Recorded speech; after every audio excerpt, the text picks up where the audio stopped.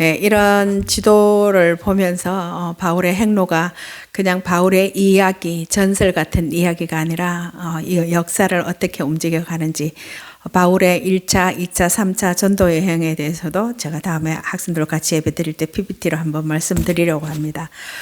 평안하셨습니까? 날씨가 환절기라서 감기가 많이 걸리는데요. 추워지는 날씨 건강관리 잘 하시기 바랍니다. 연식이 쌓여가시는 분들의 이야기를 들어보면 지금 이 건강 조금 오래 잘 유지하며 살았으면 좋겠다는 거 외에 다른 바람이 없다고 해요. 아마 모두 비슷한 생각을 하게 되는 것 같은데요. 하나님의 사람인 우리에게는 한 가지 소원이 더 있어야 됩니다. 그게 뭔지 오늘 말씀을 통해서 다시 한번 확인할 수 있기 바랍니다. 오늘 말씀은 극단적인 반대자가 열렬한 지지자로 바뀌는 극적 전환 이야기예요. 사울은 예수님을 추종하는 사람들을 잡으려고 그곳으로 갔는데, 예수 추종자를 잡으러 갔던 그곳에서, 예수를 박해하러 갔던 그곳에서 생각지도 않았던 예수님이 하나님의 아들이라는 증거를 하는 자가 되어버렸어요. 여러분, 극단적인 반대자 사울의 회심이 어떤 모양으로 드러났습니까? 그의 회심은 마음이 뜨겁다라는 정도의 내면적인 변화에서 그친 게 아니었어요. 사울의 삶의 방향과 말이 완전히 바뀌었고요. 그것을 회심이라고 합니다. 회심은 마음이 뜨거워져서 눈물, 콧물 흘리는 것, 그런 거에 더하여 삶의 방향이 달라지는 거예요. 말이 달라지는 겁니다. 여러분, 오늘 사울의 참된 회심은 즉각적인 증인의 사역으로 증명이 되었어요. 그래서 회심은 여러분 말씀드렸죠. 사명과 같이 시작됩니다. 사울의 참된 회심은 삶의 방향과 입술의 고백을 즉시 바꾸어 놓았는데요. 무기를 들고 잡으려고 갔던 그 회당에 복음을 들고 들어갔습니다. 그의 증거가 얼마나 강력했던지 듣는 이들이 모두 놀랐다고 했어요. 여러분, 참된 복음을 전하면 세상은 당황하고 결국 박해와 반발이 따르게 되는데요. 사울의 담대한 전도는 유대인들의 분노를 샀지만 그는 이에 굴하지 않았어요. 더 힘을 얻어 예수를 그리스도라고 증언합니다. 여러분, 어떻게 이런 일이 일어날 수가 있었죠? 사도행전 9장을 지난주에부터 보는데, 사도행전 9장을 아마 여러분들도 여러 번 읽으셨을 텐데요. 읽으실 때 느낌, 소감이 어떠셨습니까? 저도 수없이 읽었던 사도행전 9장이고 그게 어떻게 전개되었고 무슨 내용인지 훤히 알고 있지만, 이번에는 말씀을 읽으면서 이 9장을 가지고 이 9장을 가지고 제가 어떻게 설교를 해야 하지? 9장을 시작하면서 며칠 동안 제가 손에 잡을 수가 없었어요. 그냥 평소에 그동안 읽어오던 이야기, 그 성경의 이야기가 그 성경이 아니었던 것 같은 느낌이었어요. 여러분, 다메섹 사건은 사울의 모든 것을 바꿔버렸죠. 여기서 볼 수 있는 것 중 하나는 그의 정체성을 정의하는 소속 공동체의 변화예요. 유대교회의 엄청난 자부심과 소속감을 가지고 종교 권력의 중심부로 질주하던 것과는 정반대 방향으로 그동안 핍박하던 예수 공동체 안으로 들어옵니다. 이것이 사울이 꿈이나 꿨던 일일까요? 상상이나 했을 일일까요? 누가는 22절에서 사울이 예수를 그리스도라 증언하여 다메섹에 사는 유대인들을 당혹하게 하니라 라고 전하는데요. 이제 예수님이 누군지 볼 수 있는 눈이 열린 거죠. 그런 후에 그는 자신의 부르심에 대해서 갈라디아서 1장 15절에 이렇게 고백합니다. 내 어머니의 태로부터 나를 택정하시고 그의 은혜로 나를 부르시니가 나를 이방인의 전도자가 되게 하셨다라고 고백하고 있어요. 다메섹 사건 직후 아나니아를 통해 세례를 받고 몇몇 제자들과 교제를 나누었어요.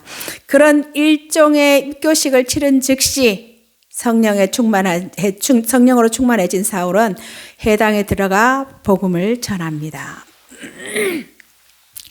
예수 믿는 자들을 소탕하기 위한 전초 기지로 여겨졌던 회당이 예수를 전하는 사역의 자리가 되었어요.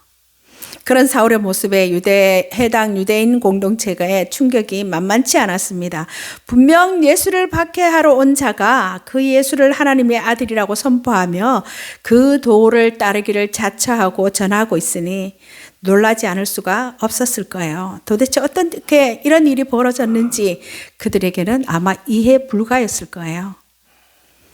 여러분, 사울은 다메섹 도상에서 예수님과의 만남이 있기 전까지는 하나님께서 자신에 대하여 그렇게나 놀라운 계획을 가지고 계시다는 것을 전혀 알지 못했어요. 21절에 아나니아가 들었던 사울에 대한 이전의 소문이 다시 한번 소개되는데요. 그런 의심의 눈초리에도 아랑곳하지 않고 사울은 더욱 거침없이 예수를 그리스도라고 증언했고 이로 인해 다메섹 유대인들이 몹시 당혹스러워합니다. 사울이 겉으로 보기에는 멀쩡한데 하는 말과 행동이 180도 달라진 것을 보고 저렇게 신분도 좋고 출신성분도 좋고 학벌도 좋고 똑똑하고 장래가 촉망되는 젊은이가 정신이 나갔나? 제정신이 아니야 라고 생각하지 않았을까요? 예수 공동체의 대적이 예수 공동체의 절친이 되었어요. 이제 곧 절친이 뭘까요? 절친이라고 생각하면 떠오르는 말이 뭐가 있을까요? 떠오르는 단어, 떠오르는 상징. 어떤 분이 그래요. 절친은 손뼉이다. 혼자서는 손뼉이 소리를 낼 수가 없어요. 절대 소리가 나지 않아요. 근데 둘이 같이 있어야, 그래서 그게 절친의 상징 이미지가 손뼉일 거라고 이렇게 하는데요. 이제 예수 공동체의 절친이 된 사울로 인해서 큰 손뼉 소리가 날 것을 우리가 예상할 수가 있습니다. 여러분, 이 바울의 이야기가 전개되는 것을 보면서 가슴이 두근거리지 않으세요? 무슨 일이 곧 일어날 거거든요. 사울이 예루살렘에서 예수 공동체를 진멸하라고 펼쳤던 활약상이 멀리 떨어진 다메섹 회당에 자자하게 이미 소문이 퍼져 있었던 것처럼 그의 다메섹 활약상이 예루살렘에 전달되는 것도 시간 문제였어요. 그런데 사울에 대한 다메섹 유대인들의 반응은 놀람과 당혹감을 넘어섭니다. 회심 이후 사울의 행보는 사울의 다메섹 방문을 환영하며 그의 활약을 기대했던 유대인들의 거센 반항을 불러일으켰고 마침내 다메섹 유대 공동체는 사울을 죽이고자 공모를 합니다. 예루살렘에 있는 종교 지도자들과의 연결을 통해 그 일을 해결할 수도 있는 다양한 방법이 있었을 텐데 자체적으로 그를 죽이려고 했다는 것을 통해서 우리가 볼 수 있는 것은 사울의 회심으로 인한 충격이 얼마나 컸던지를 알 수가 있습니다. 사울과 함께 예루살렘에서 올라온 자들도 그 무리도 가담했겠지만 주축은 다메섹 유대인들이었을 것이라고 봅니다. 그런데 이러한 그의 작전이 사울의 귀에 들어갔고 사울을 체포하기 위한 유대인들의 조직적인 움직임이 강화되었고요. 그들은 조를 편성해서 사울이 다메섹을 빠져나가지 못하도록 밤낮으로 성문을 지킵니다. 이로 인해서 사울은 다메섹에 갇히게 되었고 포위망이 점점 좁혀왔어요. 총각을 다투는 그때 다메섹에 있는 사울의 제자들이 그의 다메섹 탈출을 돕는데요. 밤중에 그를 광주리에 담아서 성벽으로 달아내려 피하게 했어요.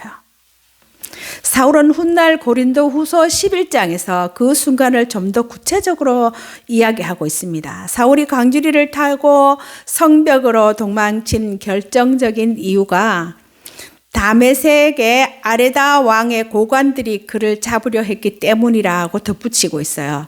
다메섹 유대인 공동체가 힘을 써서 다메섹 정치 권력까지 동원해서 다윗 사울을 잡으려고 했던 거예요. 성문에는 유대인들이 지키고 성내에는 공권력을 가진 고관들이 주도 아래 체포 작전이 펼쳐졌다는 거예요. 사울의 다메섹 회심부터 여기까지 걸린 시간은 약 3년이라고 해석합니다. 그 사이에 제자가 생겼던 거예요. 26절부터 30절은 사울의 예루살렘 방문이 나옵니다. 다메섹을 탈출한 사울이 예루살렘으로 가고 있는데요. 사울은 다메섹 유대인들의 공격으로부터 가까스로 빠져나왔습니다. 그리고 향한 곳이 뜻밖에도 예루살렘이에요.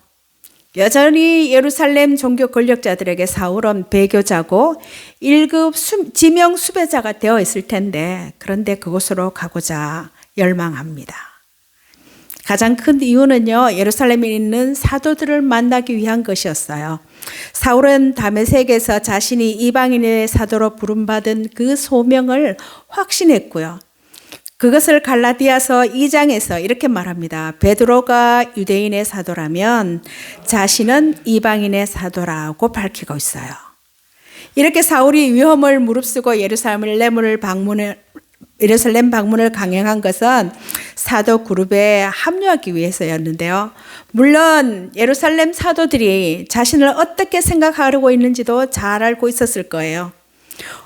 믿지 못하고 환영받지 못할 것이라는 것을. 여러분, 사울이 예루살렘에 왔을 때 그 이미지를 바꾸기란 쉽지 않았을 거예요.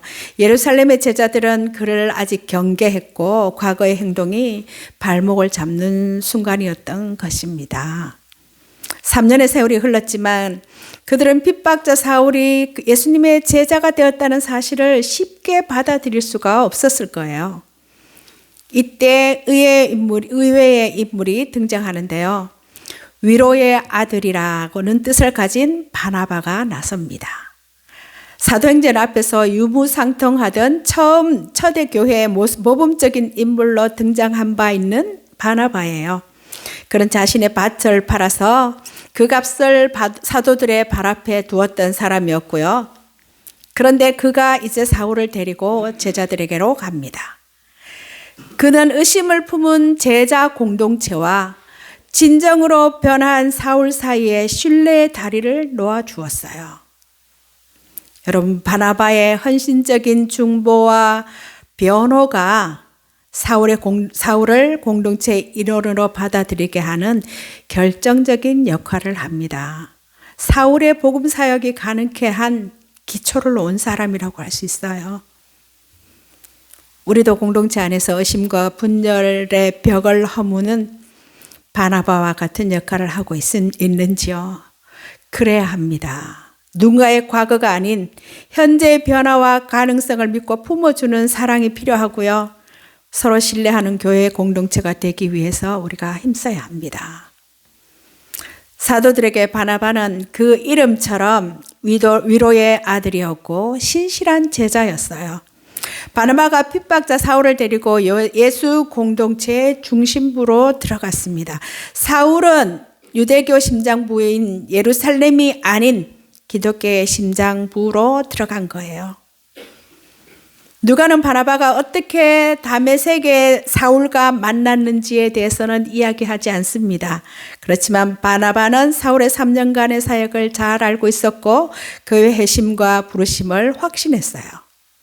바나바는 다메섹에서 주님을 만나 변화된 바울과 예루살렘 교회 지도자 베드로를 연결해 줄 수 있는 가장 적임자였던 것입니다. 드디어 사울과 바나바가 예루살렘에 이르러 사도들을 만납니다. 사울의 회심 이후 첫 예루살렘 방문이었어요. 바나바는 다메섹 사울의 회심과 사역을 오늘 말씀해 보면 진솔하게 보고하면서 사도들 안에 여전히 남아있는 의심의 잔부를 말끔히 제거합니다. 사울이 다메섹 길에서 어떻게 주를 만났는지 주님은 그에게 무엇을 명령하셨는지, 그가 다메섹에서 어떻게 담대히 예수의 증인이 되었는지를 상세히 알려주었어요. 그러자 사도들은 의심을 완전히 벗어던지고 사울을 받아주었어요. 이제 사울은 핍박자여 원수인 자신을 따뜻하게 맞아주는 환대의 공동체 안으로 깊이 들어오게 되었습니다. 그는 갈라디아서 1장에서 기둥 같은 사도들과의 만남, 이 만남이 보름 동안 진행되었다고 반추했어요. 아마도 이때 사울이 사도들로부터 예수님의 공생의 사건에 대한 것을, 그 이야기들을 생생한 가르침과 경험을 전수받았을 것이라고 해요.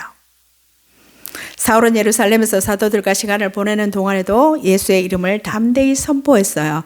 그 과정에서 헬라파 유대인들과 설전이 벌어지는데요. 그들은 사울의 입을 막으려고 했고 마침내는 어떻게든 사울을 죽이고자까지 합니다.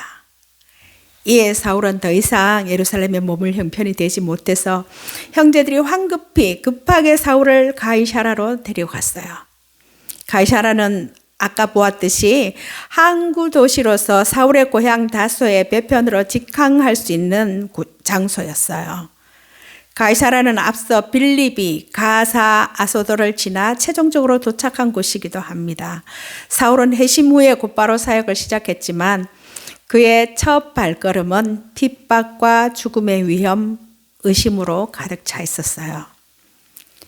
사울은 이렇게 팔레스타인 땅을 떠나 고향 다소로 향했는데 갈라디아에서 2장에 보면 그 기간이 자그마치 10년이라고 말하고 있습니다.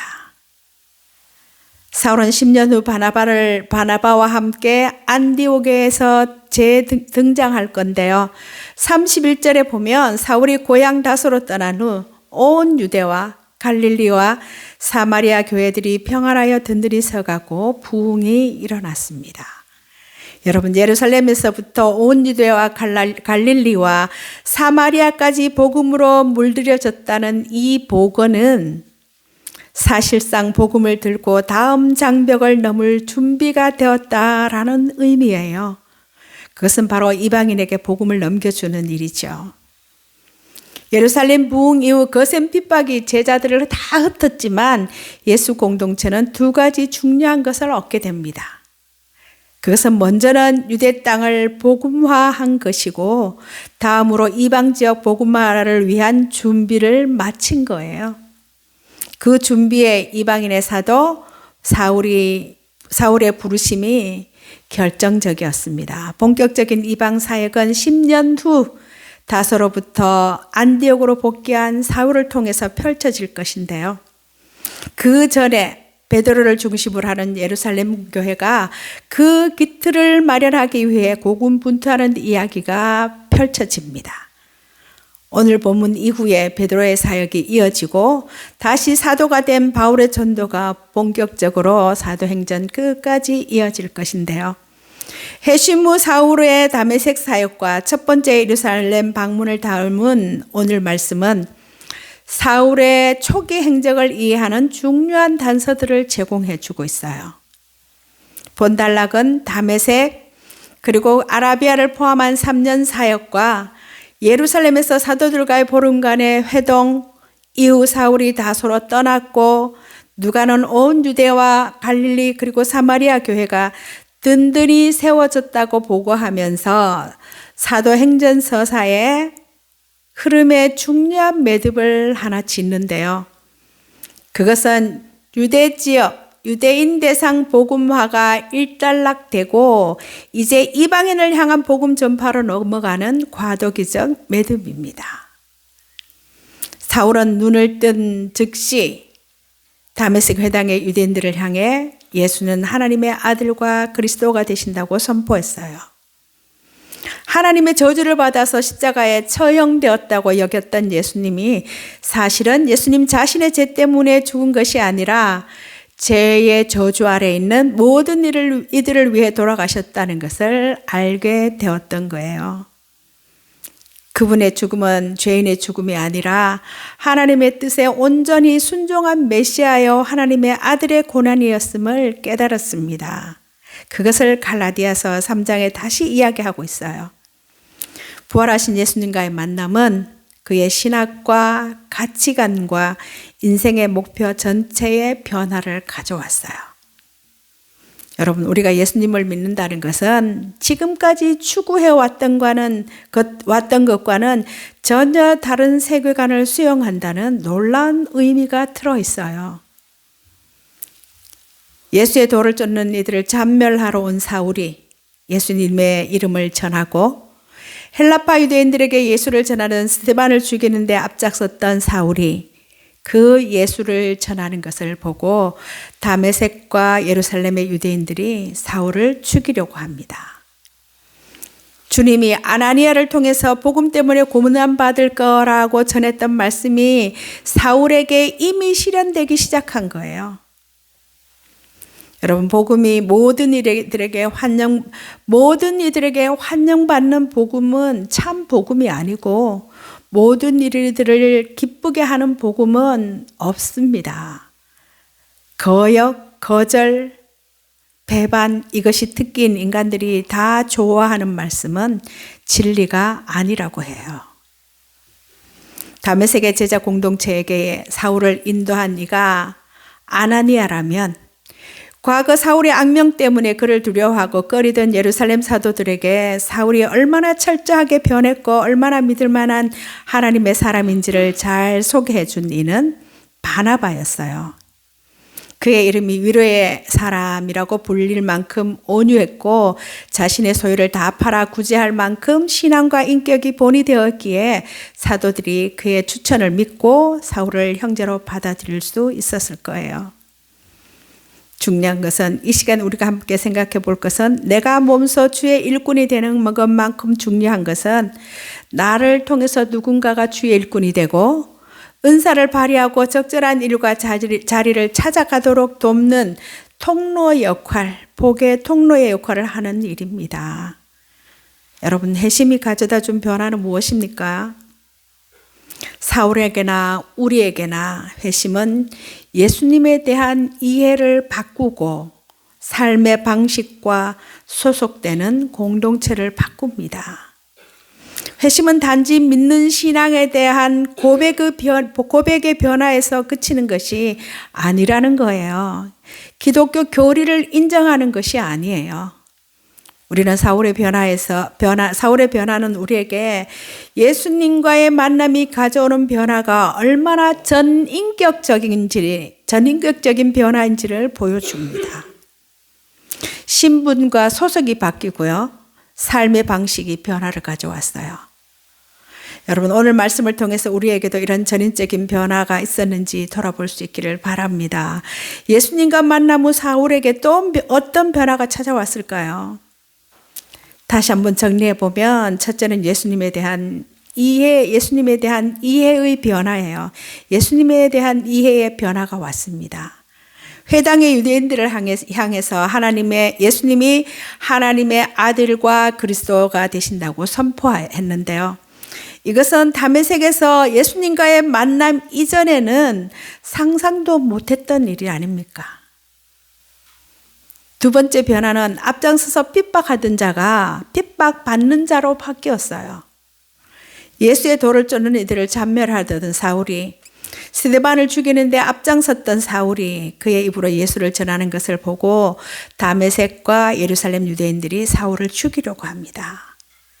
복음을 핍박하던 자가 복음 때문에 핍박받는 자로 변했습니다. 여러분, 참 복음에는 환영과 거절이 늘 동반되는데요. 그것은 지금도 마찬가지예요. 셋째로 사울에게 일어난 변화는 새로운 가족 공동체의 변화입니다. 회당에서는 배척을 받지만 다메섹 교회 공동체에 새로운 일원이 되었고 바나바의 중재로 여전히 사울의 회심에 대한 의심을 거두지 않고 있던 예루살렘 사도 공동체와도 교제하게 되었어요. 예루살렘 교회는 형제들을 죽이고 위협했던 자를 주 안에서 가족으로 받아주었어요. 대적이 절친이 되었고요. 이제 그들을 통해서 큰 손뼉 소리가 울려 퍼질 것입니다. 사도행전 9장은 핍박, 그리고 회심, 증언, 위협, 중재, 안정이라는 흐름으로 이어지는데요. 여러분, 부활하신 예수님과의 만남은 사울의 신학과 가치관과 인생의 목표 전체의 변화를 가져왔어요. 앞에서 말씀드린 것처럼 예수님을 믿는다는 것은 전혀 다른 가치관, 세계관, 인생관을 가지고 살게 된다는 것이에요. 30절에서 31절을 보면 교회의 성장은 하나님의 손에 달려 있어요. 사울은 다메섹과 예루살렘에서 최선을 다해서 전도했으나 결국 위험과 목숨을 건 피신이라는 인간적인 한계에 부딪히게 됩니다. 그러나 31절은 그 모든 개인적인 시련의 배후에서 교회 전체의 놀라운 성장을 선언하고 있어요. 주를 경외함. 이것은 하나님 중심의 삶과 거룩함이고요. 성령의 위로. 이것은 성령님의 강력한 역사, 후원, 보호하심인데요. 이것이 교회의 든든한 기초가 되어서 수가 더 많아졌다고 전합니다. 여러분, 교회의 부흥은 뛰어난 전도자 한 사람의 능력이나 인간적인 전략이 아닌 하나님을 향한 경외와 성령님의 역사에 달려 있어요. 그래서 우리가 그 은혜와 역사하심을 간구하고 있습니다. 여러분, 우리의 삶과 교회가 주님을 경외하고 성령님의 위로를 구하는 공동체가 될 때 하나님이 든든히 세워가실 거라는 거예요. 여러분, 사울의 변화는 기적이에요. 이러한 그의 삶은 우리에게 진정한 회심은 증인이 되는 삶이라는 것을 보여주고 있고요. 또한 바나바의 중보는 공동체의 사랑이 얼마나 중요한지를 보여주고 있어요. 아울러 교회의 평안과 성장은 오직 주님을 경외하는 믿음과 성령님의 인도하심으로만 가능하다고 말씀하십니다. 우리도 복음 앞에서 담대한 증인이 되어야 하고요. 우리 교회가 서로 돕고 기도하는 중보자가 되고 주님을 경외함으로 든든히 세워나갈 수 있기 바랍니다. 사울의 이야기는 오늘 우리에게 몇 가지 질문을 던집니다. 여러분, 예수님을 만났습니까? 우리의 믿음은 우리의 삶과 언행을 얼마나 변화시키고 있습니까? 우리의 변화도 사울처럼 삶의 삶을 뒤집을 만큼 주권적이고 강력한 것이었냐는 질문이에요. 우리는 담대한 증인입니까? 세상은 우리의 변화에 놀라고 우리가 전하는 복음에 도전받고 있을까요? 복음 전파를 위한 시련과 박해를 기꺼이 감수하고 있습니까? 여러분, 우리는 바나바입니까? 공동체 안에서 의심과 분열이 아닌 용납과 신뢰의 다리를 놓고 있습니까? 모든 이러한 질문에 담대하게 예스라고 대답할 수 있기 바라고요. 그렇게 되기를 함께 기도하는 성도들 되시기 바랍니다. 그럴 때 하나님이 교회 주인이심을 드러내실 거예요. 박해자였던 사울을 변화시킨 주님이 우리 안에도 동일하게 역사하셔서 우리가 주를 경외하고 성령의 위로를 충만히 받으며 이 세상에서 예수 그리스도의 증인으로 굳게 서게 되기를 간절히 바랍니다. 사울의 그 마사도 행전의 뒤를 우리가 계속 이어가야 하는 사람들이에요. 우리 아버지 하나님은 지금도 우리와 함께 하십니다. 그 이름이 임마누엘이에요. 그 하나님 믿고 이 한 주간도 주님과의 아름다운 동행 잘 하시기 바랍니다. 기도하겠습니다.